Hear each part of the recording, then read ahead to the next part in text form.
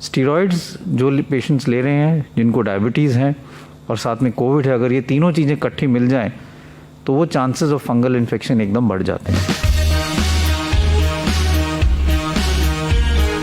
Mucormycosis एक fungal infection है। इसके जो स्पोर्स हैं इस फंगस के, वो मिट्टी में भी पाए जाते हैं, हवा में भी पाए जाते हैं, कुछ हद तक ये कहते हैं कि फूड में भी पाए जाते हैं। लेकिन ये फंगस जो है लो विरुलेंस है, यूजली इन्फेक्शन नहीं करता है। और अगर हम कोविड से पहले की बात करें तब भी ये फंगल इन्फेक्शन देखा जाता था, लेकिन इसकी इंसिडेंस बहुत कम थी और रेयर इन्फेक्शन था। लेकिन कोविड के कारण और कोविड की ट्रीटमेंट के कारण इसके केसेस अब काफ़ी ज़्यादा देखने में आ रहे हैं।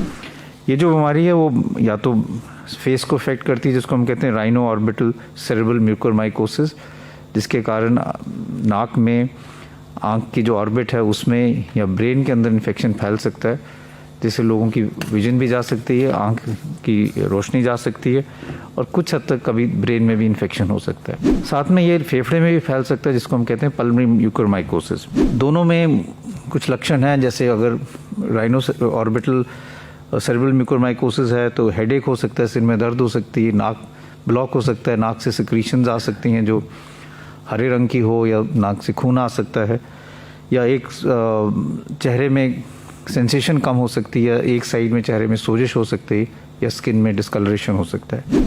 अगर फेफड़े में हो तो बुखार हो सकता है, छाती में दर्द हो जाती है, खांसी होती है, खांसी में खून आ सकता है।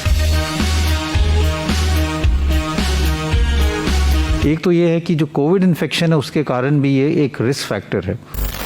ये फर्स्ट वेव में भी देखा गया था, और अगर हम 2003 सार्स की बात करें तो तब भी अगर डेटा देखें तो तब भी फंगल इन्फेक्शन कुछ हद तक ज़्यादा रिपोर्ट किया गया था।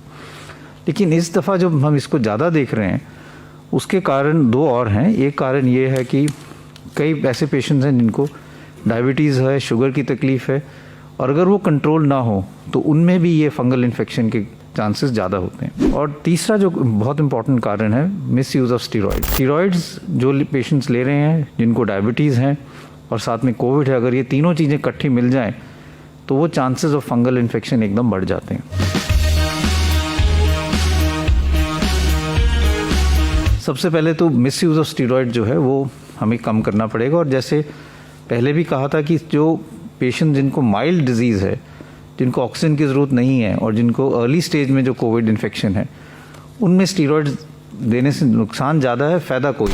इसलिए अगर किसी को कोविड है और माइल्ड इन्फेक्शन है, बुखार है, सैचुरेशन मेंटेन्ड है, खांसी है, लेकिन और कोई ऐसे लक्षण नहीं है कि ऑक्सीजन कम हो रही है, तो स्टीरॉइड्स नहीं देने चाहिए, क्योंकि उससे आगे जाके फंगल इन्फेक्शन के चांसेस हो सकते हैं, स्पेशली अगर उनको उस व्यक्ति को डायबिटीज़ भी है। दूसरा है डायबिटीज़ या शुगर कंट्रोल, वो बहुत ज़रूरी है, क्योंकि जिन लोगों का शुगर कंट्रोल नहीं होता उसमें ये फंगल इन्फेक्शन ज़्यादा पाया जाता है।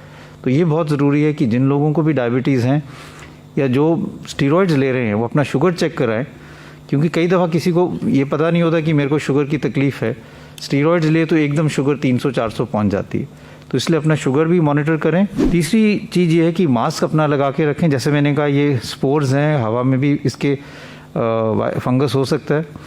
मास्क लगाना ज़रूरी है, स्पेशली अगर आप कोई कंस्ट्रक्शन साइट पे जा रहे हैं जहाँ पे इसके फंगस के चांसेस ज़्यादा हो सकते हैं।